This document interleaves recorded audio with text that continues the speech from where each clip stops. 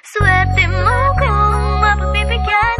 Ingatan mo pag-ibig na isang kakaibig, kakaibig, kakaibig, kakaibig.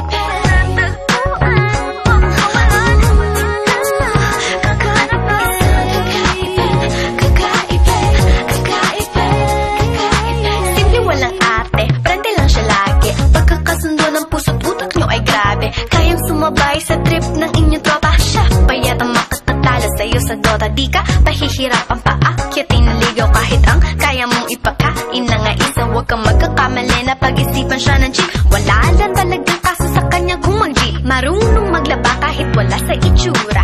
Di na niya rin kailangan papamustura. At kahit na kanino mo dali nagpakilala na GGB ang lahat sa galing niya makisama. Di na nanakalat, di na mumulis ng cellphone yan. Pero magloko ka lang, lagot at mapipektasan. Oo, magaling siya makipagbiruan, pero ang puso mo'y hinding-hindi paglalaruan.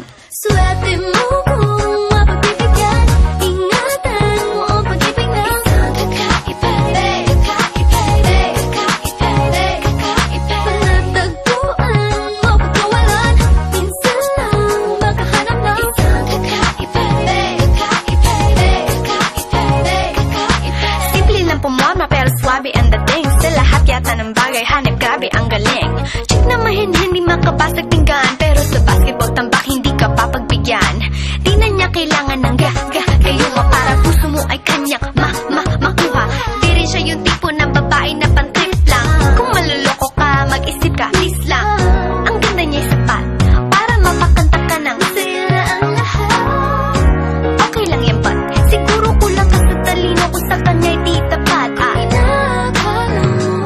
Na madali siyang palitan na papatunay to na kailangan ng tabasan mga sumay mo. Kundi hindi siya nararapat sa buhay mo. Swerte mo kung swerte mapagbibigyan. Ingatan mo ang pag-ibig na isang kakaibig, palatagpuan mo pagkawalan. Minsan lang makahanap ng isang kakaibig, kakaibig, kakaibig, kakaibig. Di mo siya maririnig humingi ng tawad. Mararamdaman mo na lang at magugulat at gagaan ng loob kaya siya ay walang katulad. Di siya